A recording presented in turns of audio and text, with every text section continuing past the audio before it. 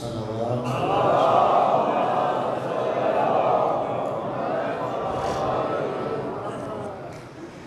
امام صاحب العصر علیہ السلام کے ظہور میں تعجیل کے لیے بھی بلند تر صلوات.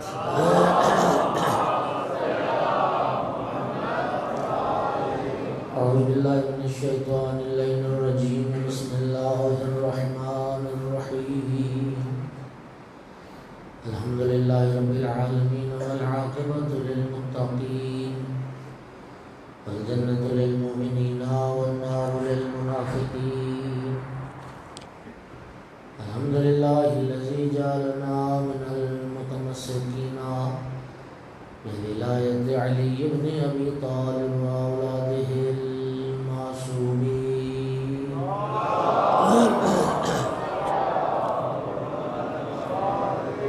الحمدللہ الذی جعلنا من الباقین علی سید الشہداء واولادہ واصحابہ المظلومین. الصلاۃ والسلام والتحیۃ والاکرام علی رسولہ الکریم شفیع المذنبین انیس الغریبین رحمۃ للعالمین. اعنی العبد المؤید الرسول المسدد المحمود الاحمد المصطفى الامجد ابو القاسم محمد.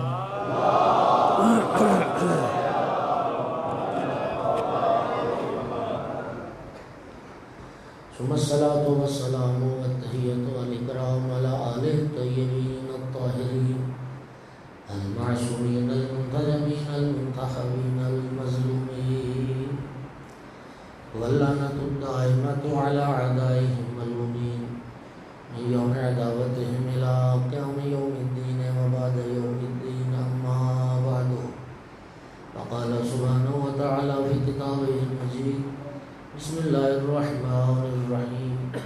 يا أيها الذين آمنوا قوا أنفسكم وأهليكم نارا وقودها الناس والحجارة. صلوات.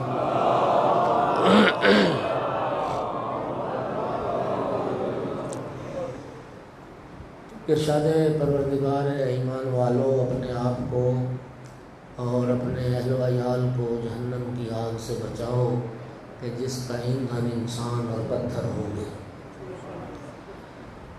حقوق اولاد کے حوالے سے سلسلہ گفتگو جاری ہے. سرکار دو عالم کی جو تعلیمات ہیں، کیا کریں کہ اولاد نیک بنے، اولاد صالح بنے، ان میں سے ایک سرکار کی حدیث مبارک یہ بھی ہے. جناب جابر ابن عبداللہ انصاری رسول اللہ کے جلیل المرتبت صاحب، اور آخر عمر میں جناب جابر بوڑھے ہو گئے تھے، نابینا بھی تھے، نابینا ہو گئے تھے. تو انصاری تھے، تو انصار کے جب گلی محلوں میں جب چلتے تھے تو ہاتھ میں عصا ہوتا تھا، تو پھر ایسے جیسے گلی میں جا رہے ہیں نا، بلند آواز سے سرکار کی ایک حدیث سناتے ہوئے گزرتے تھے. وہ جو حدیث جابر سناتے تھے آج میں آپ کو سناتا ہوں. جی ہے نا اجازت؟ تو آپ ایک صلوات پڑھیں ذرا بلند.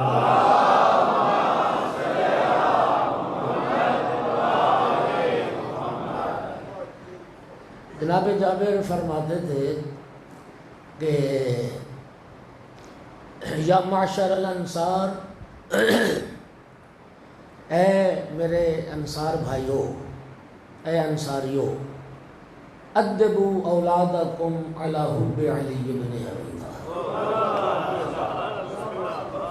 اپنی اولاد کی تربیت کرو محبت علی کی. اپنی اولاد کو مولا علی کی محبت سکھاؤ. سرکار نے فرمایا ادبوا اولادکم علی حب علی بن ابی طالب. میرے محترم سامعین، مولا امیر المومنین اور آل رسول کی محبت پر تربیت کا بہترین پلیٹ فارم یہ مجلس امام حسین. اور یہ محرم الحرام کے ایام،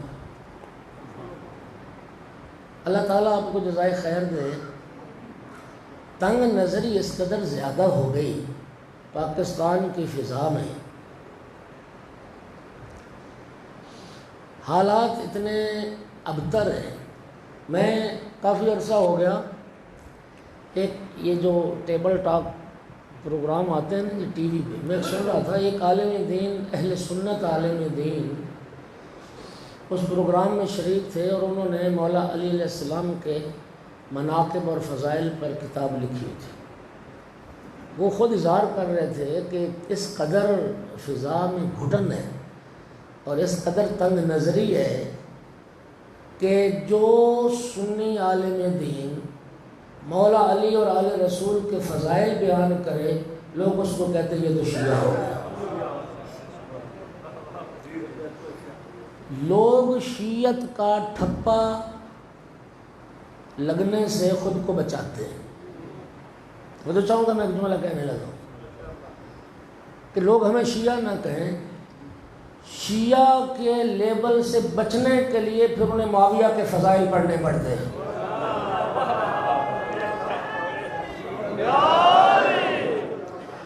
اور میرے دوستو آپ دیکھ لیں طارق جمیل کے ساتھ کیا ہوا، مفتی صاحب کے ساتھ کیا ہوا، مفتی حنیف قریشی کے ساتھ کیا ہوا، مرزا محمد علی انجینئر کے ساتھ کیا ہوا۔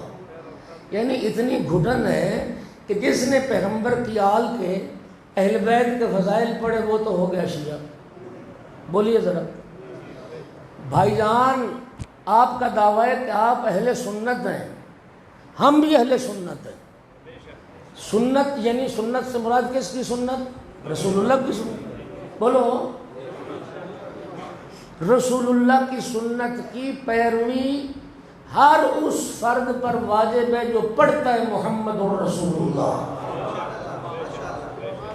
سنیے میں کیا عرض کر رہا ہوں، چونکہ رب نے قرآن میں فرمایا لَقَدْ كَانَ لَكُمْ فِي رَسُولِ اللَّهِ أُسْوَةٌ حَسَنَةٌ، رسول اللہ کی جو زندگی ہے وہ تمہارے لیے بہترین نمونہ عمل ہے۔ تو بھائی جان، جب ہمارے مذہب کی بنیاد ہی رسول کی سنت ہے تو بھائیو علی اور اہل بیت کے جو فضائل بیان کرنا یہ رسول کی سنت ہے۔ مولا امیر المومنین کے فضائل و مناقب پر جتنی شیعہ سنی علماء نے کتابیں لکھی ہیں وہ ساری احادیث مولا امیر کی شان میں وہی ہیں جو رسول اللہ نے بیان فرمائی۔ برادران کی حدیث کی 6 کتابیں سیاستہ، ان میں ایک جو کتاب شامل ہے سنن نسائی۔ یہ جو امام نسائی ہیں یہ سیاستہ کے ان میں سے ایک ہے۔ امام نسائی کے بارے جانتے ہو کہ امام نسائی کہتے ہیں کہ میں جب شام گیا تو وہاں جا کے مجھے یہ احساس ہوا کہ یہاں کے لوگوں کو تو بالکل فضائل علی علیہ السلام کا پتہ ہی نہیں۔ ایک لمبا عرصہ آل امیہ کا اقتدار رہا، وہاں پہ کوئی حدیث مولا امیر المومنین کی فضیلت کی بیان نہیں ہونے دی گئی۔ اموی اقتدار میں مولا علی کی فضیلت کو بیان کرنا جرم تھا، مولا علی کے فضائل کو نشر کرنا جرم تھا، اس کی سزا موت تھی، بیت المال سے حصہ نہیں دیا جاتا تھا، قید و بند جو مولا علی کے فضائل پڑھتا تھا۔ امام نسائی کہتے ہیں کہ مجھے یہ صورتحال دیکھ کے بڑا دکھ ہوا، میں نے پھر یہ فیصلہ کیا کہ رسول اللہ کی صحیح احادیث جو مولا علی علیہ السلام کی شان میں ہے میں وہ حدیث لکھوں۔ امام نسائی نے پھر احادیث پیغمبر کو جمع کیا، کتاب مارکیٹ میں موجود ہے، جن کے پاس موبائل ہے گوگل پہ سرچ کرو، وہاں سے آپ ڈاؤن لوڈ بھی کر سکتے ہو، ترجمے کے ساتھ موجود ہے۔ انہوں نے پھر کتاب لکھی مولا امیر المومنین کے فضائل پر، اور اس کتاب کا نام رکھا خصائص امیر المومنین، یعنی امیر المومنین علیہ السلام کی جو خصوصیات جو سوائے مولا علی کے اور کسی میں نہیں تھی، وہ کتاب امام نسائی نے لکھی۔ ذرا اگلی بات اور سنو، جب انہوں نے کتاب لکھی تو فرمایا کتاب لکھنا تو کافی نہیں ہے، اب یہ حدیث ان شامیوں تک پہنچانی بھی چاہیے اور سنانی بھی چاہیے۔ وہ ممبر پہ بلند ہوئے اور انہوں نے سرکار امیر المومنین علیہ السلام کے فضائل کو بیان کیا۔ ان سے تقاضا یہ ہوا کہ نہیں، حاکم شام کے فضائل بھی بیان کرو۔ انہوں نے کہا کہ رسول اللہ سے ایک صحیح حدیث حاکم شام کے بارے میں نہیں ہے۔ اور مولا علی علیہ السلام کے بارے میں اس قدر احادیث ہیں کہ کتابیں بھری پڑی ہیں مناقب کی، تو میں کیا کروں۔ اس مولا امیر المومنین کے فضائل لکھنے اور پڑھنے کے جرم میں امام نسائی کو زدوقوب کیا گیا، انہیں مارا پیٹا گیا، زخمی کر دیا گیا۔ امام نسائی نے فرمایا کہ میں اس سرزمین پر اب مرنا نہیں چاہتا، مجھے یہاں سے لے چلو۔ پھر وہ وہاں سے مکہ پہنچے، مکہ جا کے ان کی شہادت ہو گئی۔ صفا و مروہ کے درمیان امام نسائی کی قبر ہے، وہاں پہ ان کو دفن کیا گیا۔ یہ وہ شہید ہے جس نے محبت علی کے جرم میں جان قربان کی۔ سرکار فرماتے اپنی اولاد کی تربیت کرو محبت علی پر، اور تم مولا علی کے فضائل پڑھتے ہوئے اس لیے گھبراتے ہو کہ دنیا ہمیں شیعہ کہے گی۔ میرے بھائیوں، پھر ان سے تو وہ کیا خوبصورت امام شافعی نے تو کئی سو سال پہلے کہہ دیا تھا، ان کان رفضا حب آل محمد فلیشهد الثقلان انی رافض۔ ہمیں دنیا رافضی کہتی ہے نا، امام شافعی نے کہا تھا اگر آل محمد کی محبت کا نام رفض ہے، جن و انس گواہی دینا پھر میں رافضی ہوں۔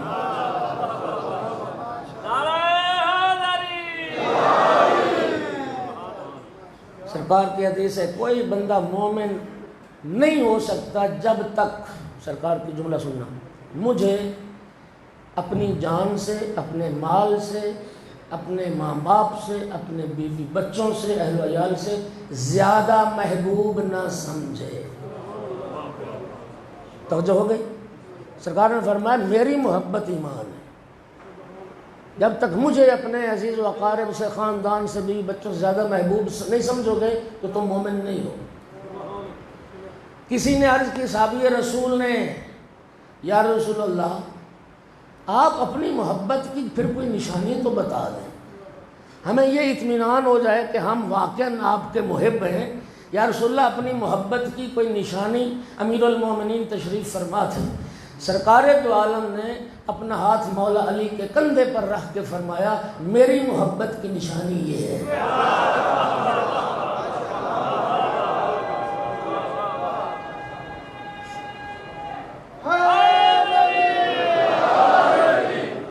میری محبت کی نشانی یہ علی ابن ابی طالب، علی سے محبت جو کرتا ہے وہ مجھ سے محبت کرتا ہے۔ اور سرکار کی حدیث ہے، نص سری ہے، یا علی من احبک فقد احبنی ومن احبنی فقد احب اللہ۔ یا علی جو تجھ سے محبت کرے گا وہی مجھ سے محبت کرے گا، اور جو مجھ سے محبت کرے گا وہی اللہ سے محبت کرے گا۔ او بھائیو، سنی بندہ فضائل علی پڑھنے سے ہوتا ہے کسی اور کے فضائل پڑھنے سے؟ صلوات پڑھو محمد۔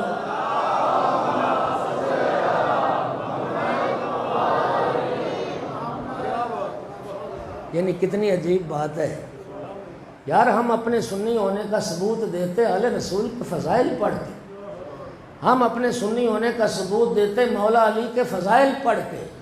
کتنے دکھ کی بات ہے کہ مولا علی کی محبت جو رسول نے فرمایا کہ حب علی ایمان، علی کی محبت ایمان ہے، ہم نے وہ فضائل نہ پڑھے، کسی اور کے فضائل پڑھ کے دنیا کو بتا رہے ہیں کہ ہم ہیں سنت والے۔ وہ تو سنت رسول کی ہے ہی نہیں جسے تم سنت بنا رہے ہو۔ صلوات پڑھو بلند آواز سے۔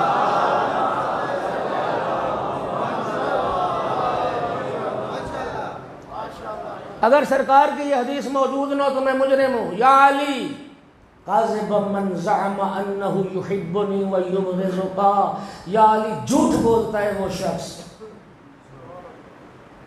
یا علی جھوٹ بولتا ہے وہ شخص مجھ سے محبت کا دعویٰ کرے اور تجھ سے بغض رکھے۔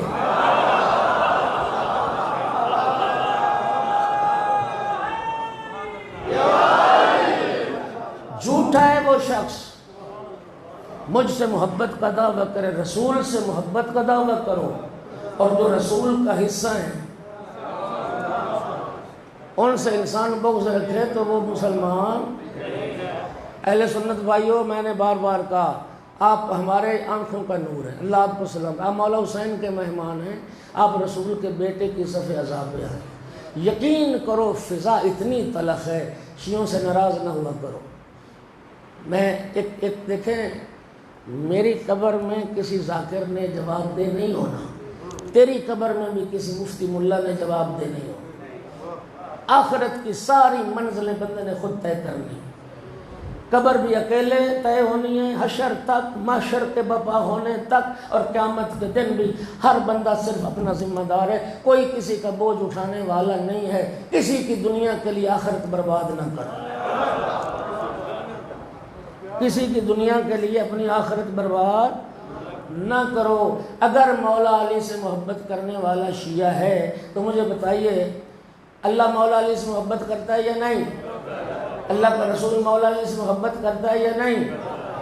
میں سرکار کی حدیث اگلے دن پڑھ گیا ہوں، پھر سنا دیتا ہوں۔ اگر فریقین کی کتابوں میں نہ ہو تو میں آپ کا مجرم ہوں۔ خیبر والے دن پیغمبر نے جب علم عطا کیا تھا تو رسول اللہ نے کیا فرمایا تھا؟ اس کو علم دوں گا یحب اللہ ورسولہ ویحبہ اللہ ورسولہ۔ وہ اللہ اور اللہ کے رسول سے محبت کرتا ہوگا، اللہ اور اللہ کا رسول اس سے محبت کرتا ہوگا۔ اگر محبت علی کرنے سے بندہ شیعہ تو پھر اللہ بھی شیعہ، اللہ کا رسول بھی۔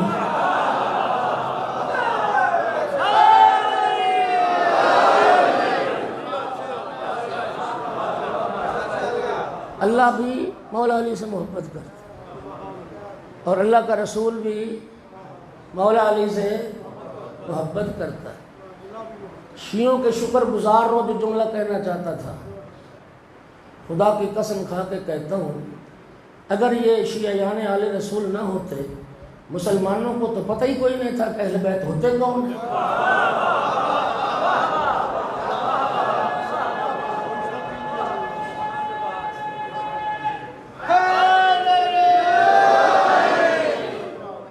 بات سمجھ آ رہی ہے؟ یار کلمہ سارے رسول کا نہیں پڑھتے، تو رسول کے بیٹے کی صف عزا صرف یہ قوم کیوں بچھاتی ہے؟ بولو تم رسول کا کلمہ نہیں پڑھتے اور تمہیں یکم محرم یاد آ گئی، 10 محرم کیوں نہ یاد آئی؟ وہ یکم محرم بھی کسی کی محبت میں نہیں ہے، شیعت کے بغض میں ہے، آل رسول کے بغض۔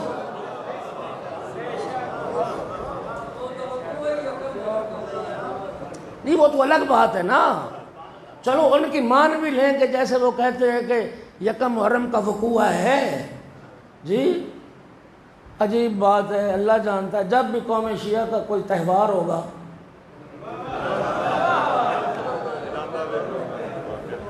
بس خالی جگہ خود ہی پور کر لیں تو بہتر ہے۔ صلوات پڑھ دو ذرا سارے۔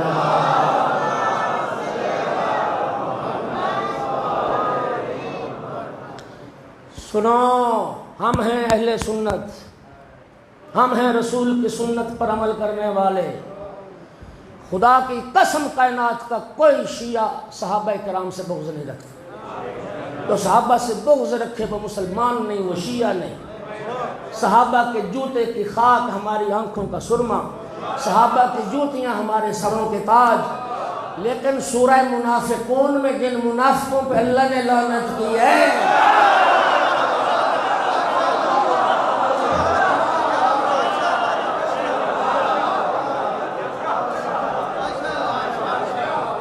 بولو قرآن میں سورہ منافقون ہے؟ مدینے میں منافق تھے، بدر کے موقع پہ منافقین نے عہد شکنی کی، احد کے موقع پہ منافقین نے عہد شکنی کی۔ سورہ منافقون پڑھی۔ منافق کافر مشرک ہوتا ہے یا منافق کوئی تیسری چیز ہے؟ تیسری چیز ہے۔ مشرک کافر کون ہے؟ جو اللہ کو نہیں مانتے، اللہ کے رسول کو۔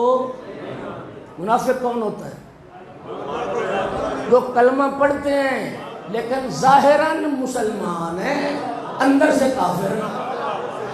سورہ منافقون کسی کے پاس آیت قرآن کی کھول لے، میں پہلی آیت پڑھنے لگا ہوں۔ بسم اللہ الرحمن الرحیم۔ اذا جاءك المنافقون قالوا نشهد انك لرسول الله والله يشهد ان المنافقين لكاذبون. محبوب یہ منافق تیرے پاس آ کے کہتے ہیں ہم ایمان لے آئے ہیں، میں اللہ گواہی دے رہا ہوں یہ جھوٹے ہیں.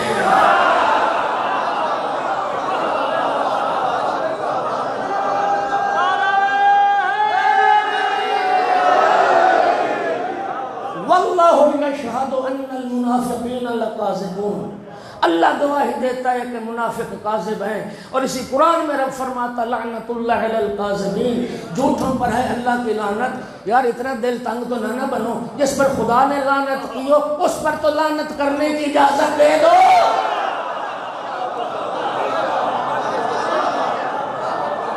صلوات پڑھو محمد.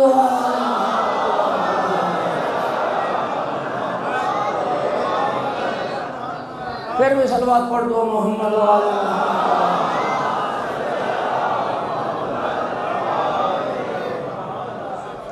کوئی عزیز تھوڑا سا پانی لائے، تھوڑا ٹمپریچر ٹھنڈا ہو تھوڑا. ایک صلوات اور پڑھو سارے بلند آواز بولو.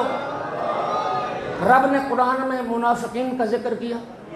مدینے میں منافق رہتے تھے، رسول اللہ کے آس پاس ہی رہتے تھے. بولو آتے تھے نا. قرآن کہہ رہا ہے جب منافق آپ کے پاس آتے ہیں. اور رب نے قرآن میں ایک اور بھی حکم دیا، محبوب جب کوئی منافق کوئی خبر لے کے آئے اس کی خبر پہ یقین نہیں کرنا. اذا جاءکم فاسق بنبأ فتبینوا، کوئی فاسق خبر لے آئے پہلے تحقیق کرو. منافقوں کا ذکر ہے قرآن میں. منافقوں نے ظاہراً لبادہ اسلام کا ہی پہنا تھا، لیکن دل و جان سے اسلام کو قبول نہیں کیا تھا. مجھے یہ بتائیے، توجہ کرنا ذرا، یہ کوا پھلوں کا نقصان زیادہ کرتا ہے یا طوطا؟ طوطا. طوطا کیوں زیادہ نقصان کر جاتا ہے؟ ہاں نہیں وہ سبز رنگ کی بات کرو، پتے نہ کہو. سبز رنگ والے چونکہ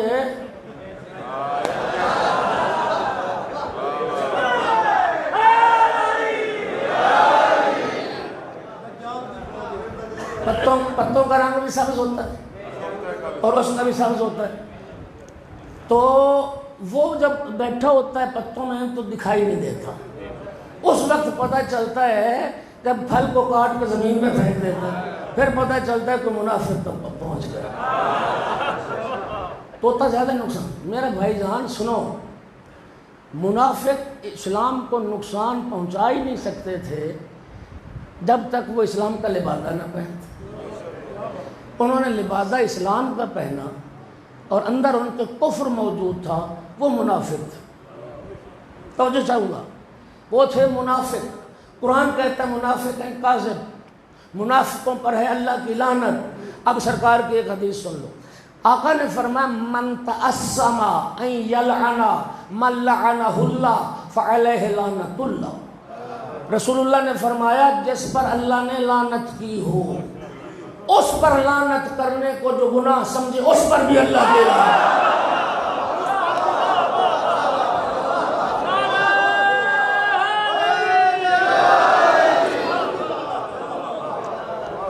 جس پر اللہ نے لعنت کی ہو اس پر لعنت کرنے کو جو گناہ سمجھے اس پر بھی اللہ کی.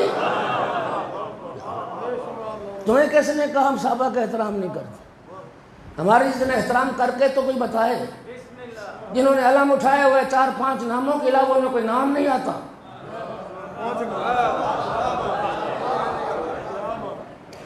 اللہ آپ کو سلامتی دے. مر جانا ہے، رب نے عقل دی ہے، شعور دیا ہے.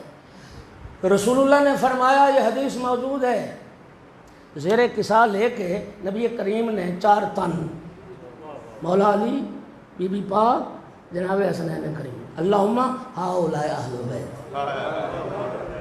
میرا اللہ یہ میرے اہل بیت، یہ میرا اللہ یہ میرے، انا محب لمن احبہم، میں اس سے محبت کروں گا جو ان سے محبت کرے گا۔ انا حرب لمن حاربہم، میری اس سے جنگ ہوگی جو ان سے جنگ کرے گا۔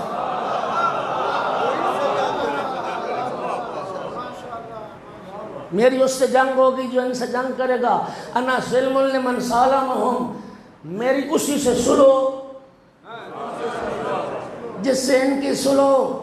انا عدو لمن عاداہم، جو ان سے دشمنی کرے گا میں اس سے دشمنی کروں گا۔ سامعین گرامی قدر اللہ آپ کو سلامتی عطا کرے، رسول اللہ کی ساری محبت کا دار و مدار رسول کے محب بنو گئی اس وقت جب رسول کی آل سے محبت کرو۔ چند ایک بات سنو، اگر تمہیں شیعہ اچھے نہیں لگتے، پہلی تو ایک بات اور سنو، میں وضاحت کروں، افراد سے مذہب نہیں پہچانے جاتے۔ مولا علیہ السلام کا جملہ نہج البلاغہ میں اعرف الحق تعرف اعلیٰ، پہلے حق کو پہچانو، حق والے خود بخود پہچانے جائیں۔ جب تمہیں پتہ چل جائے حق کیا ہے تو حق والوں کا خود بخود پتہ چل جائے گا۔ افراد سے نہیں پہچاننے جاتے۔ تم تشیع کا مطالعہ کرو، تم شیعت کا مطالعہ کرو، پھر تمہیں خود بخود پتہ چل جائے گا کہ شیعہ کون ہے۔ ایک بندہ اگر میں بد کردار ہوں، میرے کردار کو دیکھ کے کہتے ہیں کہ شیعہ ایسے ہیں، تو پھر آپ کی زیادتی ہے۔ بھائی میں گندہ ہوں، مذہب تو گندہ نہیں ہے۔ میں اگر تعلیمات اہل بیت پر عمل نہیں کر رہا تو اس میں قصور میرا ہے۔ مذہب کی تو تعلیمات سبحان اللہ خالصتاً وہی دین جو رب نے بنایا۔ سنیے میں کیا عرض کر رہا ہوں، میں اتنا صرف عرض کرتا ہوں، اگر شیعوں سے آپ کی کوئی نہیں بنتی، مثلاً اچھے نہیں لگتے، تو خدا کے لیے ہاتھ باندھ کے عرض کر رہا ہوں، شیعوں کی دشمنی میں آل رسول کی محبت تو نہ چھوڑو۔ شیعوں کی دشمنی میں اہل بیت کا دامن تو نہ چھوڑو۔ کب تمہیں سننے میں آئے فضائل اہل بیت؟ دنیا تو ڈرتی ہے فضائل اہل بیت بیان کرنے سے کہ ہم پر شیعت کا لیبل لگ جائے گا۔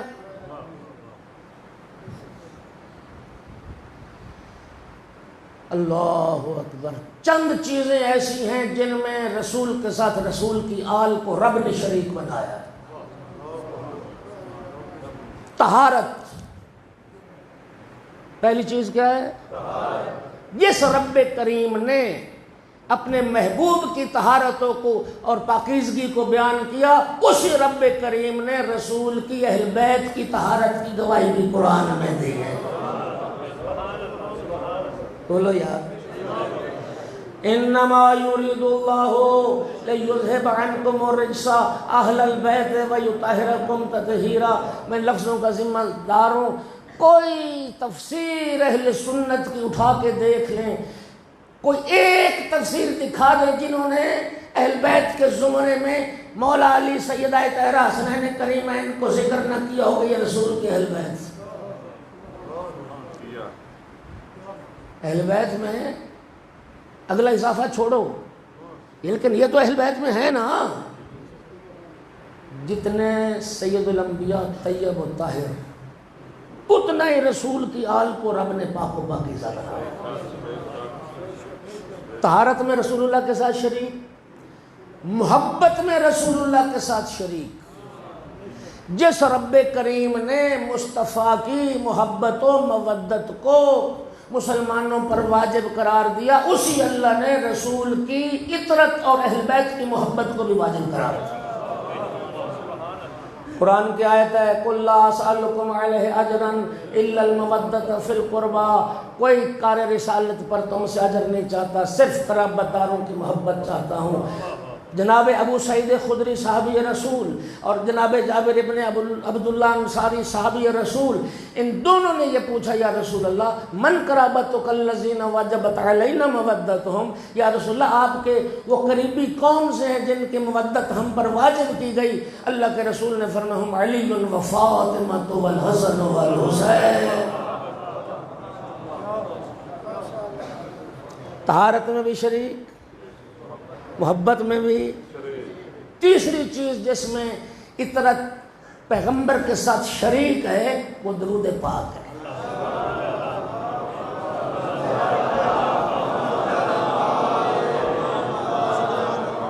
وہ کیا ہے؟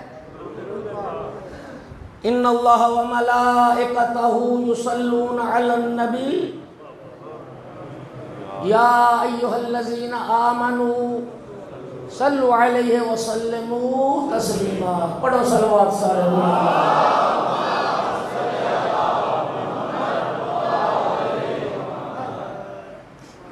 اللہ کو سلام دیجیے۔ میں ایک سعودی مفتی کا ایک کلپ وائرل ہوا فیس بک پر، بس اوقات میں بعد میں بڑا افسوس ہوتا ہے کہ شاید وہ کلیکشن میں کی ہے یا نہیں کی ہے، تو پھر بعد میں بات یقین کر لو میں سچ کہہ رہا ہوں، وہ سعودی مفتی کہہ رہا تھا اصل درود وہی ہے جو شیعہ پڑھتے ہیں پیغمبر پر،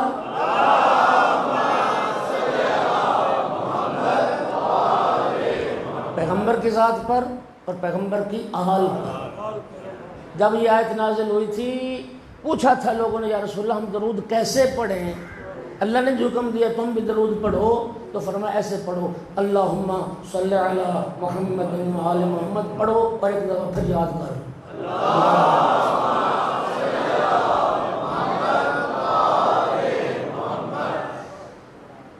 اچھا اب سرکار کی حدیث سنو۔ میں جتنے زور دے کے کہتا ہوں نا کہ ذمہ داری سے، وہ واقعی ذمہ داری سے ہوتا ہے، میرا مطالعہ ہے، میں پڑھ کے آتا ہوں۔ سرکار کی حدیث ہے برادران کی کتابوں میں، لا تصلوا علی صلاۃ البترا، اللہ کے رسول نے فرمایا مجھ پہ دم کٹا درود نہ پڑھو، مجھ پہ دم کٹا درود۔ پوچھا گیا یا رسول اللہ وما ہی صلاۃ البترا، آقا یہ صلاۃ بترا دم کٹا درود کیا ہے؟ سرکار نے فرمایا مجھ پہ پڑھو اور میری آل پہ نہ پڑھو، صرف میری ذات پہ درود پڑھو،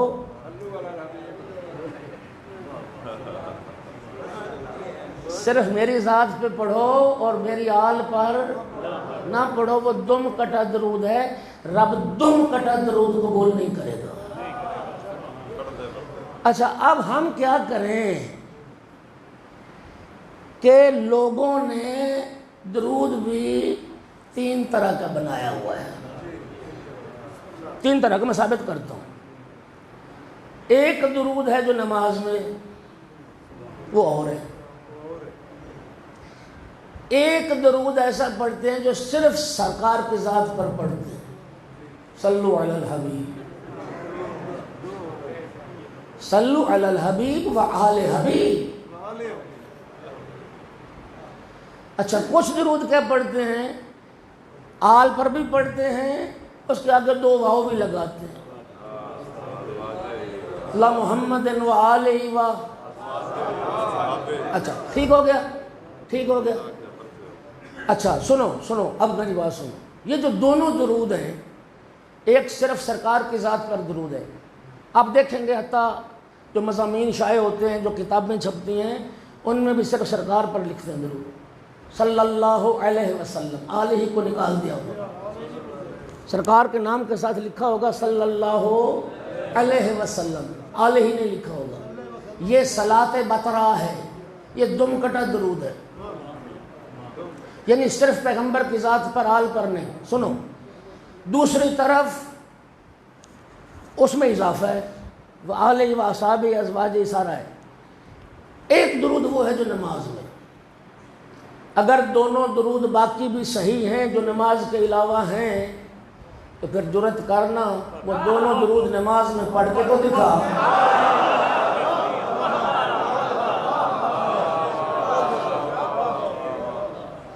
میں اگرچہ باقی فقہوں کا میرا اتنا مطالعہ نہیں ہے، لیکن یہ مسئلہ میں اچھی طرح سے جانتا ہوں، باقی دونوں طرح کا درود نماز میں پڑھو گے تو تیری نماز باطل ہو جائے گی۔ نماز میں پیغمبر پر صرف درود پڑھو، آل پر نہ پڑھو گے تب بھی باطل ہو جائے گی، اور آل کے ساتھ کسی اور کو ملاؤ گے تب بھی باطل ہو جائے گی۔ صحابہ ہمارے سر کا تاج ہیں، لیکن ایک فرق ہے، جن پر نماز میں درود ہے وہ اور ہیں، جن پر پڑھنا واجب ہے وہ اور ہیں۔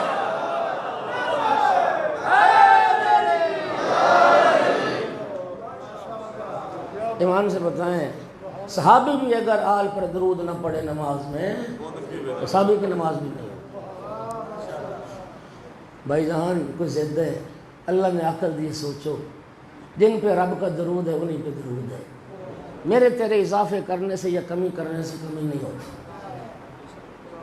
مرنا ہے دوستو، خدا کے لیے مر جانا ہے۔ میں کئی بار یہ مجالس میں کہہ چکا ہوں، ہم دنیا داری کے معاملات میں بڑی باریک بینی کرتے ہیں، بڑی تحقیقیں کرتے ہیں۔ موبائل لینا ہو تو 10 دکانیں پھرتے ہو، سوٹ لینا ہو تو 5 دکانیں پھر لیتے ہو، جوتا خریدنا ہو تو تسلیاں کرتے ہو۔ یہ مذہب کی حیثیت دنیا داری والی ساری چیزوں جتنی بھی نہیں۔ بولو یار، تحقیق کرو۔ انشاءاللہ کل بھی میں نے عرض کیا تھا، پرسوں کیا تھا عرض، یہ رب کا وعدہ ہے، جو تحقیق کرے گا نا، جو رائے حق کو تلاش کرے گا، رب اسے ضرور۔ صلوات پڑھ دو سارے۔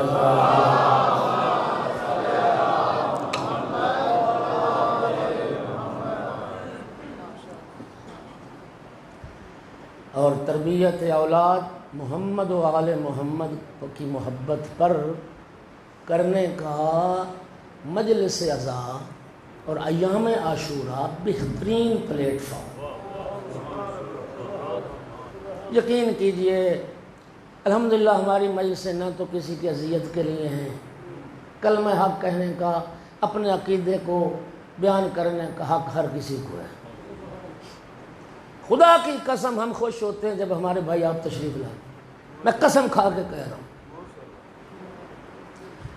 ہمیں آپ کے آنے سے انتہا کی خوشی ہے، اس لیے کہ آپ وہ زنجیریں توڑ کے آ رہے ہیں جو صدیوں سے پہنائی گئی تھی۔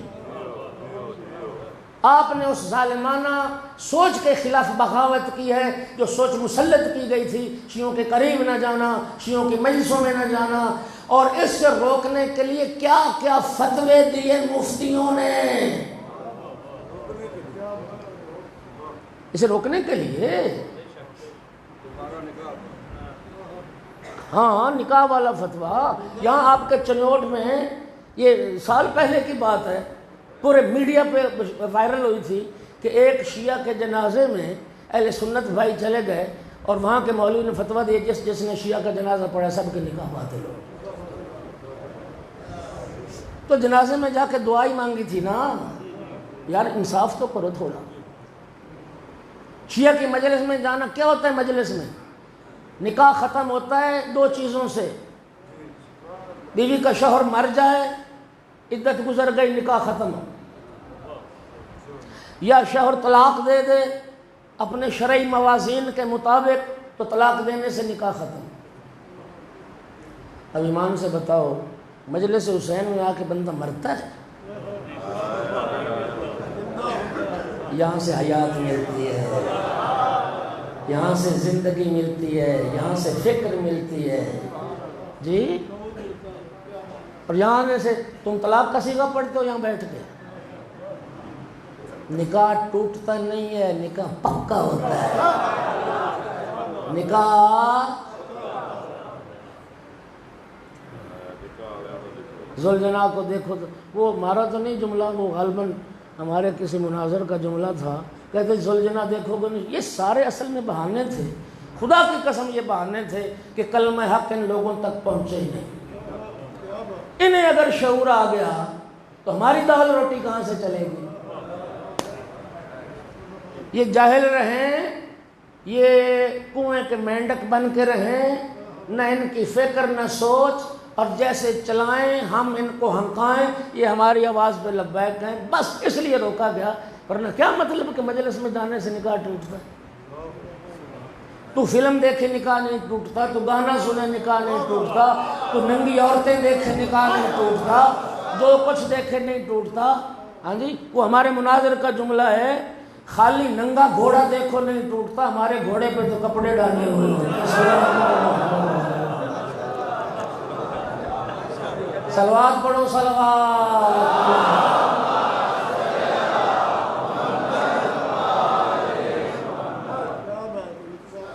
یہ رب نے جو عقل دی ہے نا، ایک جانور سے ہمارا امتیاز انسان کا اسی عقل کی وجہ سے. جانور کے پاس فکر کی قوت نہیں، سوچنے کی قوت نہیں. انسان کو اللہ نے سوچنے کی قوت عطا.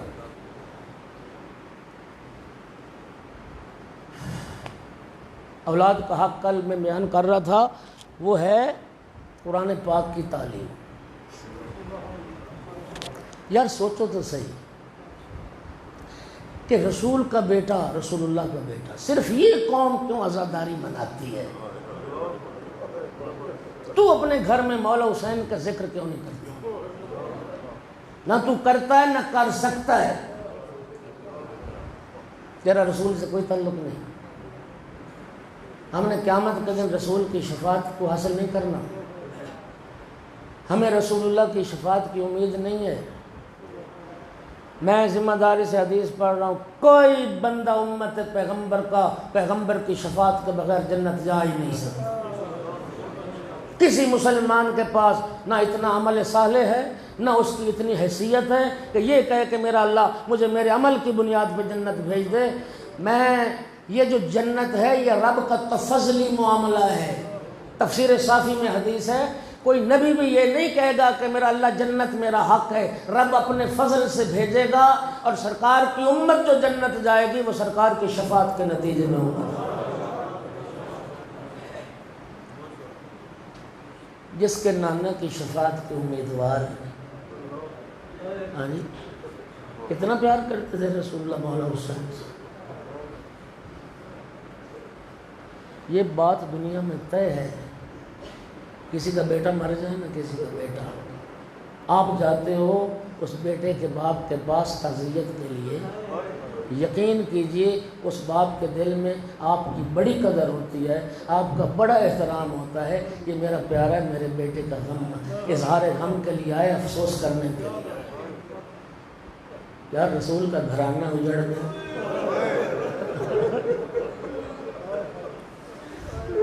نواز رسول کے زبان، بیٹیاں رسول کی قیدی بنائی گئی. زینب و کلثوم کس کی بیٹیاں ہیں؟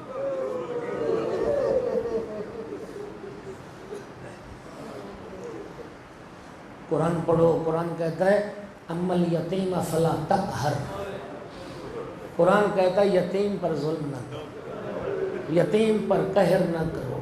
کتنے یتیم ہیں کربلا میں جو مسلمانوں نے مار دیے.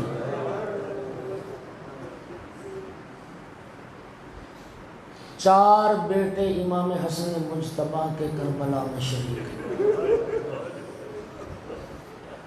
چار بیٹے امام حسن علیہ السلام کے، 3 بیٹے قربان ہوئے. جو سب سے بڑا بیٹا تھا امام حسن کا، جنہیں حسن ثانی، حسن مثنیٰ کہتے ہیں، یہ جہاد کربلا میں شریک ہوئے، زخموں سے چور چور. یہ لاشوں میں پڑے تھے. 11 محرم کو جب عمر بن سعد حرامزادے نے حکم دیا نا کہ ان کے سر کاٹو اور سر لے جائیں گے یزید کے پاس انعام لیں گے، جب سر کاٹنے آئے نا تو جناب حسن مثنیٰ کی رمق جان چل رہی تھی، ابھی سانس چل رہے تھے، شدید زخمی تھے، خون کثرت سے بہہ چکا تھا. اس وقت جناب حسن مثنیٰ کے ننہالی خاندان میں سے کچھ لوگ آگے بڑھے.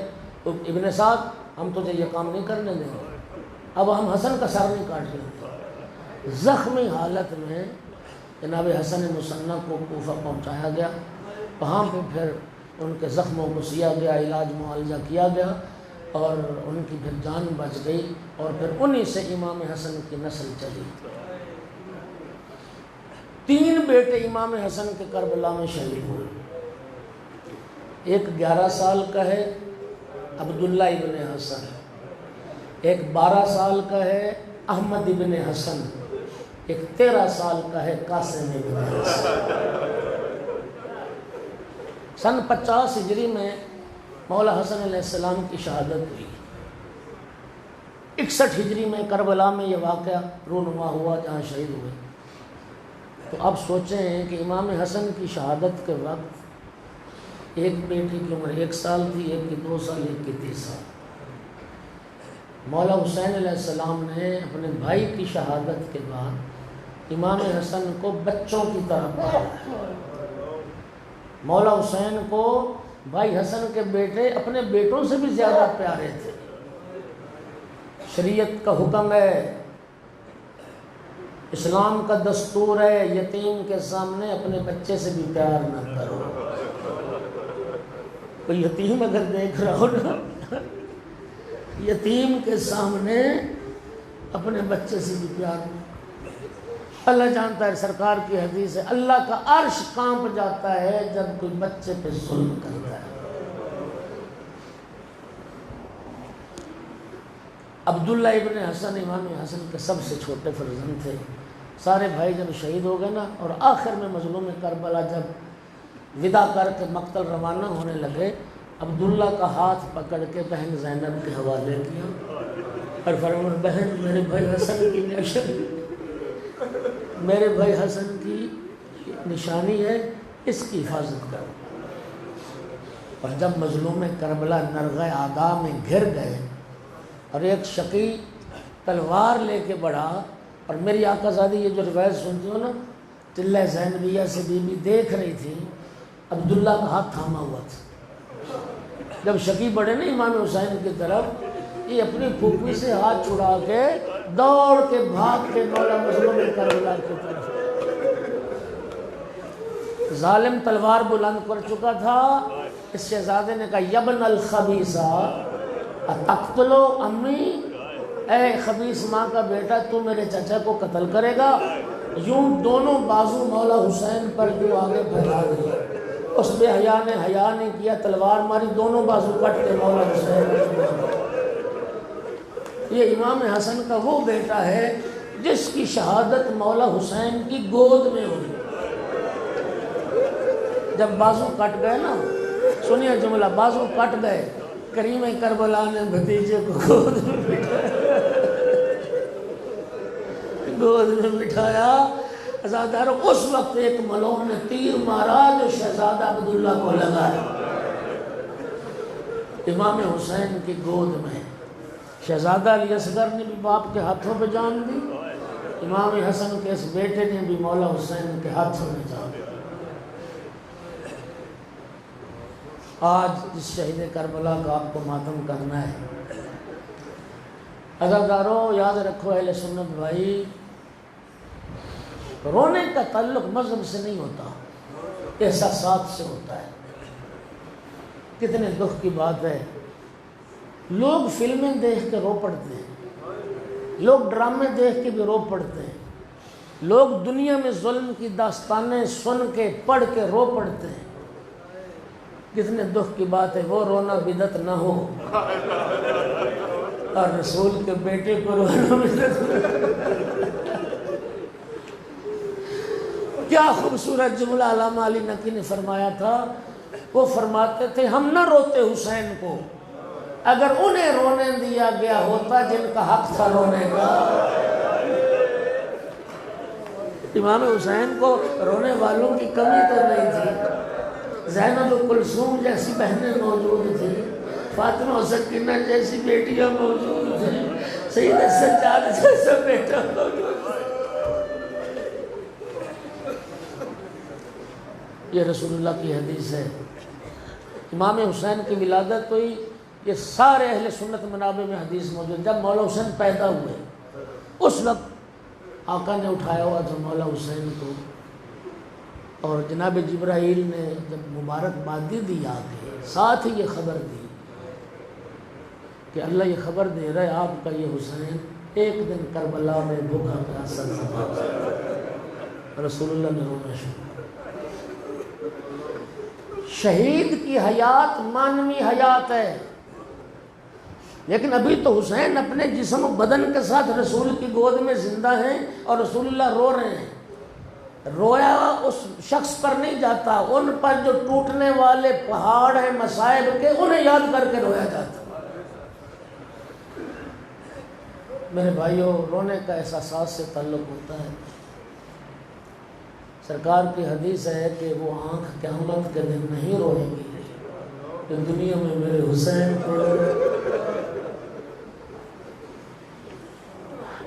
کوشش کیا کرو، کتنا جینا ہے، اللہ کے رسول کی بارگاہ میں حاضر ہونا۔ کوئی تو ہمارے پاس سامان ہو کہ جس سے رسول ہماری شفاعت کر سکے۔ آج 2021 کے عشرہ محرم میں یہ تمہارے اعمال لکھے جا رہے ہیں، دائیں کندھے والا فرشتہ لکھتا ہے۔ اب ذرا اس بات پہ سوچ، قیامت کا جب دن آئے گا نا، تیرا آج والا عمل رسول کی بارگاہ میں پیش ہوگا۔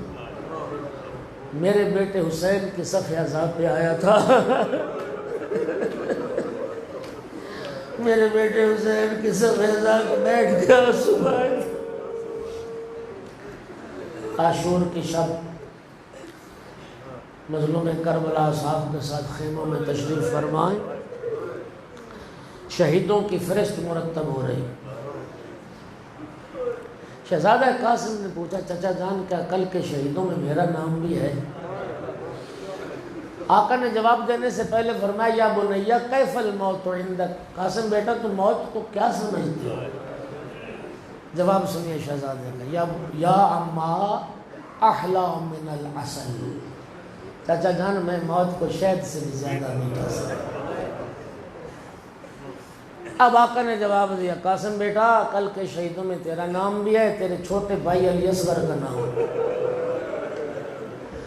اپنا نام سنا تو خوش ہو گئے، اور جب علی اصغر کا نام سنا تو بے چین ہو کے پوچھا، هل یصلون الی الخیام، چچا جان علی اصغر تو ماں کی گود میں ہوتے ہیں، کیا یزیدی خیموں میں پہنچ جائیں گے؟ جناب قاسم کے لیے تصور مشکل تھا کہ لشکر یزید رسول صحابیوں کے خیموں میں آ جائیں۔ نہیں بیٹا، میں علی اصغر کو ہاتھوں پہ اٹھا کے لے جاؤں گا۔ اجرکم علی اللہ، دامن وقت میں گنجائش نہ رہی۔ عاشور کا دن چڑھا، چچا کے پاس آئے قاسم، چچا جان مجھے بھی اذن جہاد دیجیے۔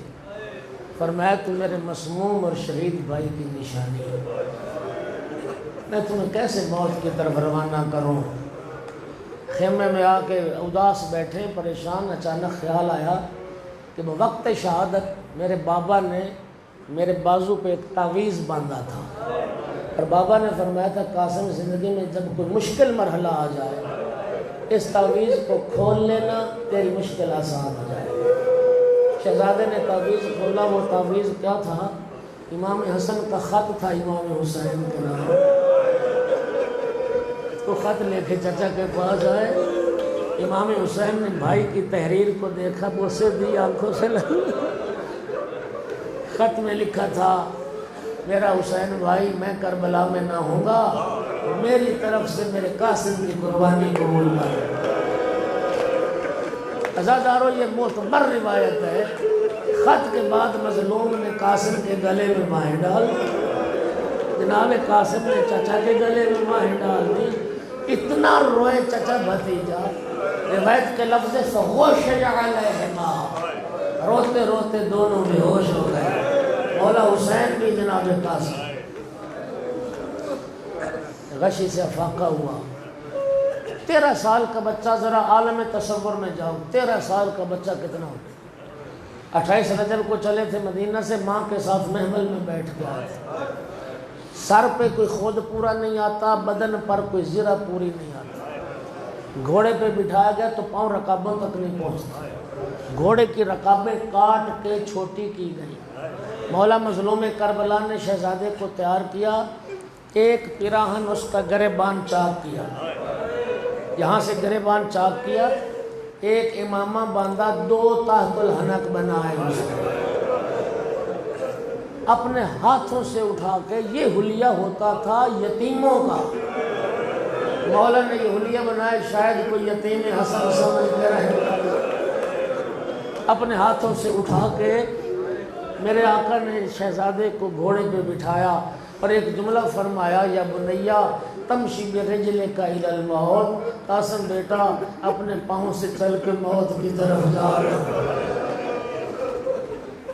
حمید ابن مسلم کہتا ہے کہ میں بھول نہیں سکتا وہ وقت جب مولا حسین کے خیموں کی طرف سے ایک اتنا خوبصورت بچہ نکلا، تشقت القمر، محسوس ہوتا تھا چاند کا ٹکڑا ہو۔ عزادارو، جو دشمن کی نگاہ میں چاند تھا، ماں کی نگاہ میں کیا ہو؟